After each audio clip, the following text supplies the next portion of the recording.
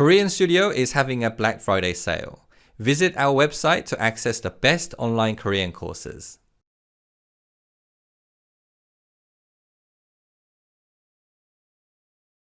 Hi everyone, so today we're going to learn what 겹받침 is and how we read words that use 겹받침. Now, today's lesson is quite long, so to give you a bit of an overview of how this lesson is structured, we're first going to take a look at the general overview of 겹받침, what they are and how we read each 겹받침. And then we're going to look at some important rules we have to follow when we read 겹받침 in relation to connected speech. So let's begin with the general overview. Okay, so let's consider the basics first. Now, if you didn't know already, Korean writing is written in blocks of syllables. And the basic structure of a Korean syllable is a consonant and a vowel combination. But some can have a consonant-vowel-consonant combination. And in these combinations, the final consonant is called 받침. And 받침 in Korean means support, as it literally supports the consonant and the vowel combination above.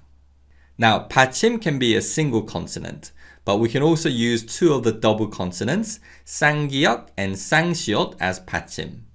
In Korean, the only consonants that aren't used as 받침 are 쌍디귿, 쌍비읍, and 쌍지읒.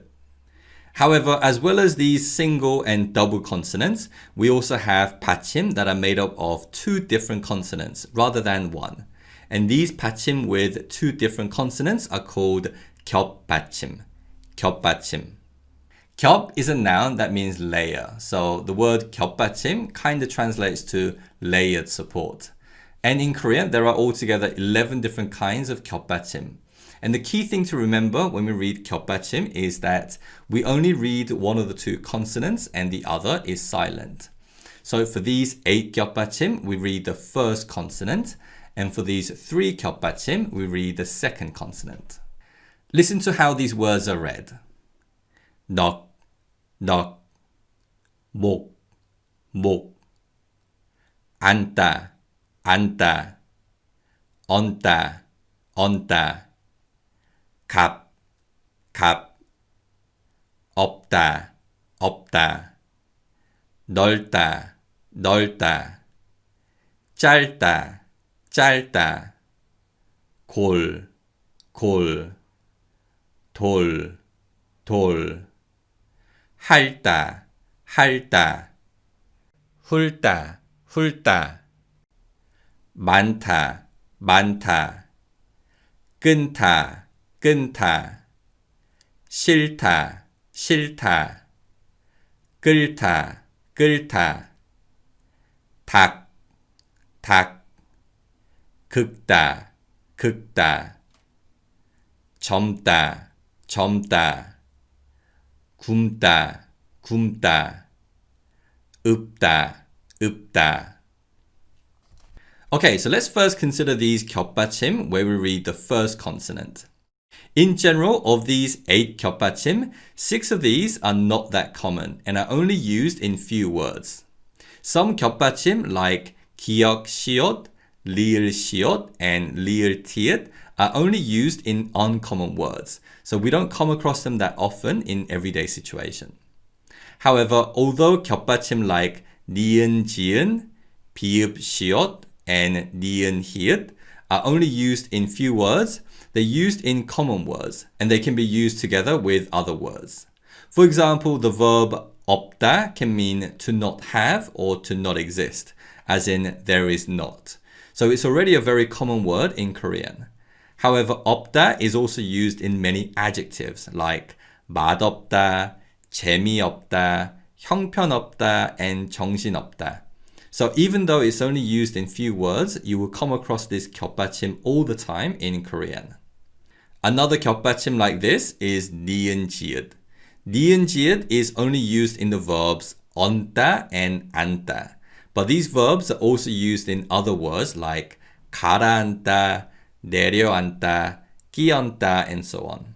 And although these words are less common than words that use 없다, 니은 지읒 겹받침 is also used in numerous words.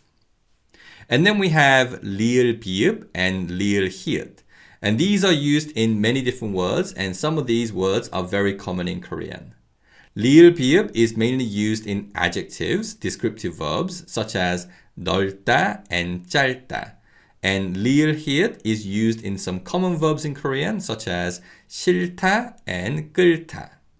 Now, with some words that use 리을 비읍 겹받침, rather than reading the first consonant, we actually read the second consonant, 비읍. And these include 밥다, 밥다, 넙죽, 넙죽, 넓적다리, 넓적다리, 넙둥글다, 넙둥글다. So this is one exception to the rule of reading the first consonant, so do keep that in mind. Then we have these three 겹받침 where we read the second consonant. And both 리을 기역 and 리을 미음 are very common 겹받침 in Korean. And they're both used in some very common words in Korean, such as 닭, 긁다, 젊다, and 굶다. The last one, 리을 피읍, is only used in this word 읊다. And this word, which means to recite songs and poems, is very rare. So you may never actually come across this word ever. So I wouldn't worry too much about this 겹받침. Now, although in 99% of times we do always follow this rule of reading the first consonant in these 8 겹받침 and the second consonant in these 3 겹받침, there are certain instances where we don't follow this rule. And this is particularly common with the 리을 기역 겹받침. Sometimes Korean people will pronounce the 리을 rather than the 기역 in the 겹받침. So with these words, people might say 읽지마, 읽지마, 밟다, 밟다. But the correct way of pronouncing these words is 읽지마, 읽지마, and 박다, 박다. And with the 리을 기역 겹받침, it's quite common for people to say the first consonant rather than the second consonant. So do keep that in mind. Okay, so that's the basic overview of all 11 겹받침. Let's now take a look at some important rules in relation to connected speech.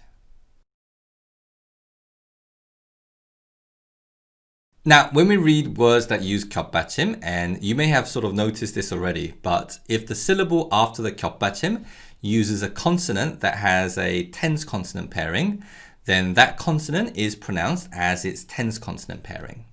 Listen to these examples. 넓게, 넓게, 앉다, 앉다, 닭발, 닭발, 젊지, 젊지, 실소, 실소. So as you could hear, 기역, 디귿, 비읍, 시옷, and 지읒 in the syllable after the 겹받침 are pronounced as 쌍기역, 쌍디귿, 쌍비읍, 쌍시옷, and 쌍지읒. And this tensing of consonants is more pronounced in some words than others, but if the consonant after the 겹받침 has a tense consonant pairing, it's almost always pronounced as its tense consonant pairing. Now, another important rule to note is that if the syllable after the 겹받침 begins with an 이응 consonant, then we always read the first consonant in the 겹받침, and the second consonant carries over to the following syllable. And this is pretty easy to understand for those 겹받침 where we read the first consonant, but this rule also applies to the 겹받침 where we read the second consonant. Listen to these examples. 값이, 값이, 핥았다, 핥았다, 맑아요, 맑아요, 굶은, 굶은. So the first two examples use 겹받침 where we read the first consonant, and in these examples the second consonant in the 겹받침, 시옷 and 티읕, carry over to the following syllable. So these words are 값이, 값이, and 핥았다, 핥았다. However, in the last two examples, we have 겹받침 where we would normally read the second consonant. But when the following syllable begins with 이응 consonant, we read the first consonant and the second consonant carries over. So these are 맑아요, 맑아요, and 굶은, 굶은. Now, another instance where we see this pattern is when the second consonant in the 겹받침 is 히읗. Now, normally when we have 히읗 겹받침 and the following syllable begins with an 이응, then 히읗 겹받침 is just silent. So in this word, we would just read it as 좋아요, 좋아요. So we just sort of ignore the 히읗 받침 entirely. Similarly, in 겹받침, where the second consonant is 히읗 and the following syllable begins with an 이응, then 히읗 is silent and the first consonant in the 겹받침 carries over to the following syllable. So these words are read 싫어요, 싫어요, and 많아요, 많아요. Now, in words where we have 히읗 plus 기역, 디귿, 비읍, or 지읒 combination, and these combinations can occur in any sequence, then we form aspirated 키읔, 티읒, 피읍, and 치읒 sounds. Here are some examples. 많구나, 많구나, 싫다, 싫다, 밟히다, 밟히다, 앉히다, 앉히다. So here can be the second consonant in the 겹받침 or in the syllable after the 겹받침. And in either of these positions, it will combine with 기역, 디귿, 비읍, or 지읒 to form aspirated sounds. So these words are read 많구나, 싫다, 밟히다, and 앉히다. Okay, so that's it for today, and in this video we looked at the overview of 겹받침, how we read all 11 different kinds of 겹받침, and we also looked at some important rules we have to follow when we read 겹받침 in relation to connected speech. Hope today's video was useful, and I look forward to seeing you soon again. Bye bye.